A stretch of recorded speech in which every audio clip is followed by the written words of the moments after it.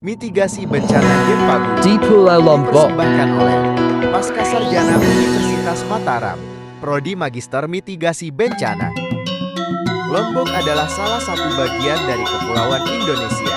Lombok sudah sangat terkenal baik di kancah nasional maupun internasional karena keindahan alamnya yang sangat eksotik dan memukau setiap orang yang melihatnya. Hamparan pantai, tanah pertanian, keadaan alam yang asri, dibalut oleh panorama alam yang indah dan menawan.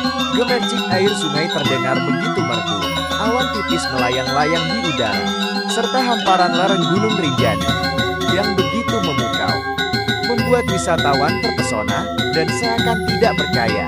Ternyata di Lombok menyimpan daya tarik yang luar biasa. Namun di balik eksotisnya Pulau Lombok, terdapat ancaman bencana yang berbahaya.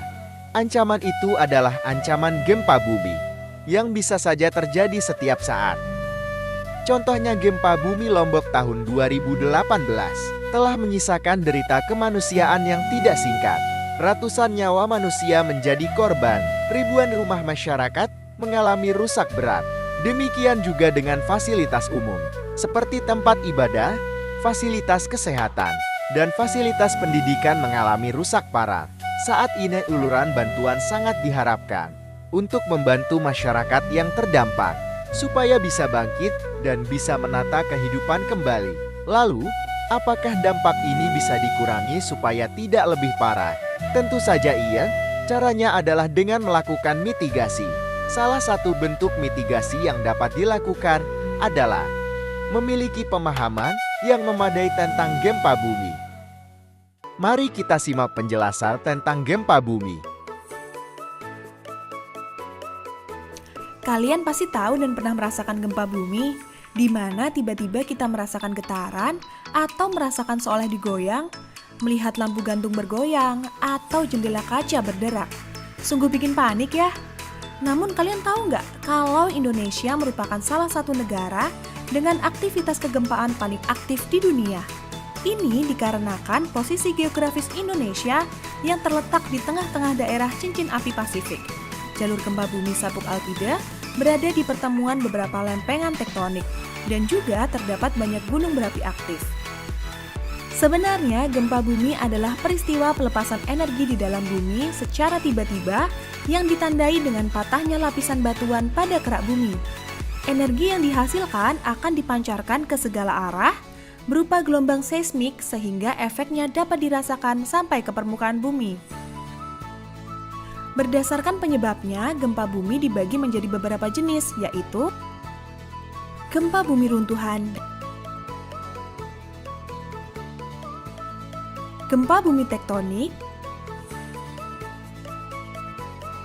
gempa bumi vulkanik, dan gempa bumi buatan. Salah satu gempa yang sering terjadi di Indonesia adalah gempa tektonik.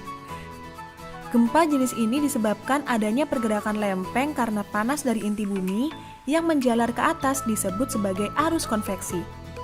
Aliran panas dari inti bumi menyebabkan kerak bumi mengalami pergerakan sehingga di beberapa bagian mengalami pecah atau patah.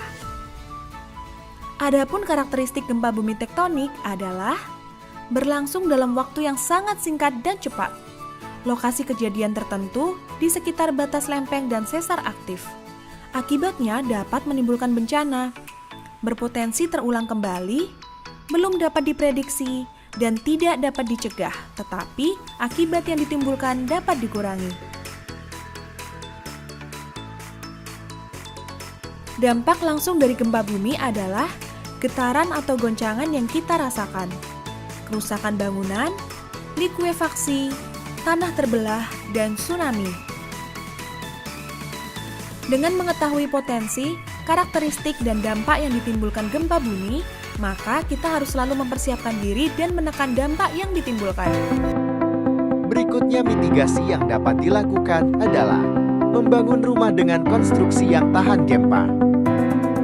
Seperti rumah Risha dengan konsep knockdown. Berikut adalah model konstruksi rumah Risha, yang tentunya tidak membutuhkan biaya yang tinggi. namun ramah gempa.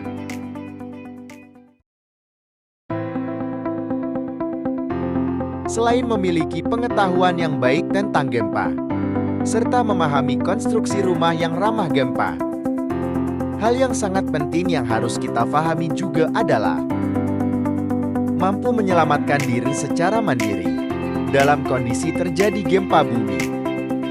Supaya dapat melakukan hal ini dengan baik, maka lakukanlah latihan penyelamatan diri dalam situasi terjadi gempa bumi, yaitu melakukan simulasi penyelamatan diri seperti yang dilakukan oleh guru dan murid-murid sekolah ini.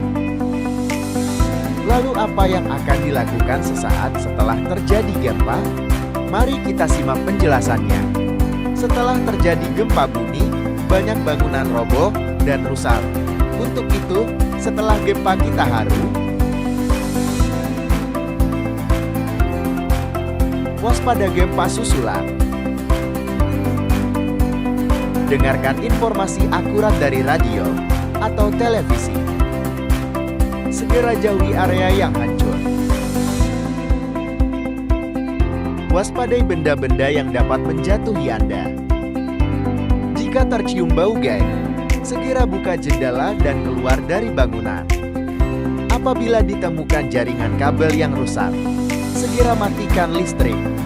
Bantulah korban yang luka atau terjebak. Demikianlah beberapa upaya mitigasi yang dapat dilakukan. Dengan harapan, risiko dapat diminimalisir. Semoga dengan pemahaman yang baik tentang bencana, kesiapsiagaan masyarakat akan semakin meningkat, ketangguhan pun semakin teruji. Demikianlah akhir dari video singkat ini. Semoga bermanfaat. Semoga kita terhindar dari segala bentuk bencana. Amin.